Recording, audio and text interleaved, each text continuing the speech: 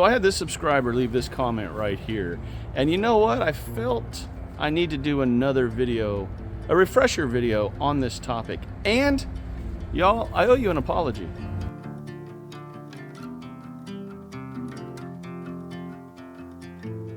All right, so as you can see, this garden, it's definitely February, right?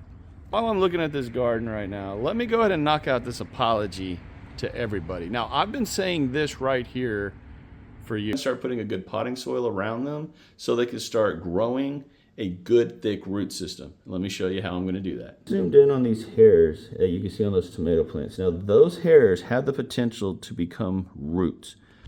Let me just say right now, I apologize for spreading misinformation. But I'll be totally honest with everyone. When I started gardening, I started watching a lot of YouTube creators. I started doing a lot of research and reading, and everyone said that the hairs on the tomato plants have the potential to become roots. So because so many people said it over and over and over again, I just took it as gospel. And I actually read a couple things that said that the hairs can become roots or will become roots. I don't remember exactly how it said, but I went with it because everyone was saying it. Well, had a subscriber last week or the week before last mention that the hairs don't become roots at all. It's something else. So I was like, wait a second, what? So I did research, a really deep dive into this. And that's led me to apologize to everyone for telling you the wrong thing for so long. And I will admit when I'm wrong. I have no problem doing that. And for this, I was actually wrong. The hairs on the tomato plants do not become roots.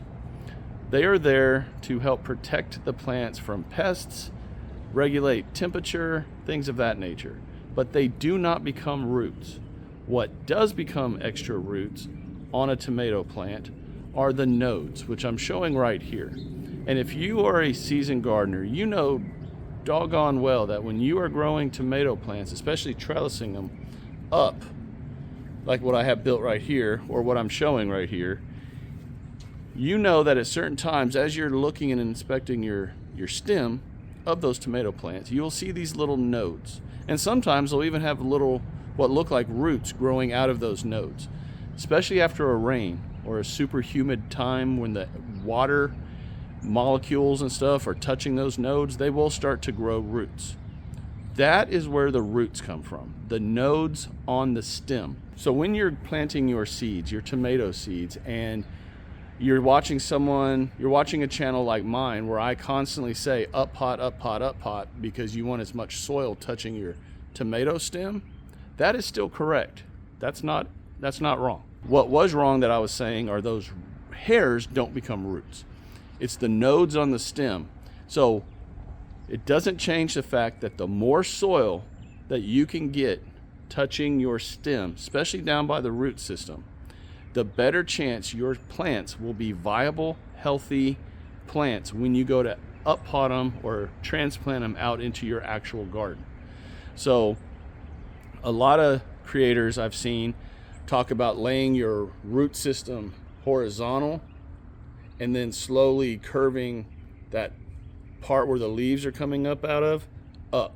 That way you've got a lot more stem under the soil. The reason for that is those nodes that are along that stem will then become roots once the soil and those nodes touch each other. So hope I've cleared that up. I've actually felt bad about saying the whole hair thing for so long, but I feel it's really important that as a creator, or just as anyone who's teaching others to garden, that when you are wrong or you have been given misinformation or you just went with what everyone else was saying, you know, the herd mentality, and you didn't actually do the research, that you come out and you immediately address what you've been saying wrong, so you could be telling everybody the right thing. I never want to spread misinformation, ever, and I feel bad that I did that. But still continue to up pot, still continue to put as much soil on your tomato stems. Just know those hairs will not become roots. It's the nodes on the stem that become roots. What you doing? So I know this garden doesn't look right, does it? Yeah. And what's funny, y'all, is if you look around, you see all these wet spots right here, right here, all down through there. Yeah, I started watering yesterday for the first time in a month and a half, and totally forgot to turn the water off. So I watered the backyard for 10 hours. Yeah. Okay, so what are all these doing out here in the garden? Or that one? Or that one? Or those over there? Or those down there? Well, those are my mothball water containers. And I know if you're a new gardener and you're planting your garden right now, or even if you're a seasoned gardener and this is the first time you've watched one of my videos, you're like, what is this idiot talking about? Mothball water? How's that gonna work? Well, believe it or not, this works. So let's back up. I love to grow squash and zucchini. Absolutely love it. Love to eat it. Love to make them in every different way you can possibly make those two vegetables. Just truly love it. Well, about 3 years ago, I kept getting like I could not grow a squash or really a zucchini to save my life because the squash vine borers would just decimate them before they could do anything. The plants would grow really nice, and then within like a day it felt they were gone, done, shriveled up, dead. So I started doing some research. Like, what in the world is going on? How can I keep this from happening? Well, I either read an article or I saw a video. I don't remember, honestly. I think I read an article where someone was talking about mothball water. And I was like, well, that's kind of interesting. Let me read this. Well, it works, y'all, because the insect that lays the eggs for the squash vine borers is a moth. It's this little punk right here that I'm showing you. And when that thing finds your squash and zucchini plants, sometimes your melons also, it's going to lay these little red eggs all up and down the spine or the stem of the plant. Now, they're easy to see, and if you take your fingernail, you can pop them, and you'll hear a beautiful little pop when you crush those little punks.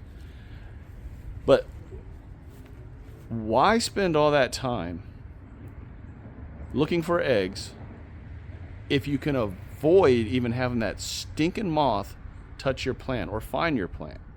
So here's where it comes into mothball water. Well, the thing is a moth, and mothballs keep moths away. So I was like, you know what? This might work. So here's the trick, y'all. You want to get a container. Now, it could be any kind of plastic container, anything. Milk jugs, whatever. Get a plastic container. And you want to put these little slits in the container about halfway up, a little over halfway up the container. Make sure you keep the lid on, and you fill the whole bottom of this thing with mothballs. And then you fill the water up just below the slits in your container. Now, what that's going to do is allow the smell of mothballs, which if you hate the smell of mothballs like I do, you're just gonna have to deal with it for a little while. But that smell will come out of those slits all around your squash plants. And I have literally seen that stinking moth fly around my squash plants where I've had the mothball water, and I've seen the moth fly away. So it does work. Now, will it work 100%? Well, no, nothing will. Well, the one thing that will work 100% is if you just don't plant squash. But who wants to do that, right? Don't you want to plant some squash? I know I do. I love squash. I think I've already said that. What I do is I will put those containers at the base of my squash plants. And if I have a bunch of squash plants, I put a bunch of those containers. What that's going to do is allow the plant to actually grow. And it will hide the squash plants or zucchini plants from that moth that brings in the squash vine borers. Now, here's where it doesn't work. As the plant grows, and say you have like a rampicati zucchini, which I absolutely love, and that I grow right here on this trellis. Well, down at the base, the squash vine borers are going to stay away. They can't stand that smell. But as they get higher, as your plant grows, well, the barrier that the mothball water puts out doesn't reach up high. So they can find your squash plants up high. Now what I'm going to do this year that I've never done is I'm actually going to hang some of the bottles, 1 or 2, not a lot, up in this range to try to hide the entire plant. I'm not sure if it's going to work. I'm going to give it a try, but I do know for a fact that at the base, down at the roots, where it really matters, this does work. But again, it's not 100%. Nothing is. Now, make sure that if you're going to do this, you put the slits like I showed in a V. What that does is that helps when it rains. It keeps the water from going inside the container and then overflowing. Now, I've been asked, well, when the water tips over and it gets into your garden, does it affect anything? I've not had an issue with it at all. I've had these things tump completely over, pour all out around the roots of different plants, and nothing has happened to me, to my plants. Doesn't mean it won't. I just have been lucky, I guess, that it hasn't happened. But to avoid that, make sure you keep plenty of water in and change out your mothballs every few months. You want to keep the smell strong. You don't want it to be polluted or diluted to where that smell isn't strong. You don't want to give those little flying punks a way in to find your squash plants, and have them everywhere. If you have a backyard like mine where you put squash here, here, here, here, then have them everywhere. And I've also been asked this question: will the mothball water keep pollinators from going in? I have seen honeybees go right next to these containers and go right into the flowers of the squash plants. Now, is it all the time? Will it affect some bees and not all bees? Yes. Will it affect some pollinators and not other pollinators? Yes. But for me, I'm willing to allow that to happen to get the plants to grow. So that is the whole thing about mothball water. For me, it works. I stand by this, and I promise you, if you try it, you will see a difference in the amount of squash vine borer eggs that are laid, especially around the base of your squash or zucchini plants where you have the bottles of mothball water. I guarantee you will see a difference. Absolutely. But again, disclaimer, nothing is 100% when it comes to gardening. We could lay out the best plans known to man, and nature's nature, y'all.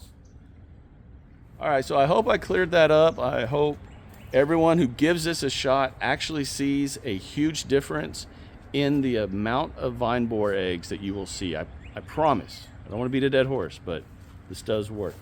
So that's the video, everyone. I hope you all enjoyed it. I hope you got something out of it. Even if you think I'm crazy, give it a shot. Trust me, I'm not. If y'all enjoyed this video, do me the 3 favors: share, like, subscribe to this channel if you've not done so already. I would love to have all of you join all of us here on this channel of like-minded gardeners here on YouTube. Take care, God bless, continue to shine bright, harvest hard, and I'll talk to y'all again real soon. Bye.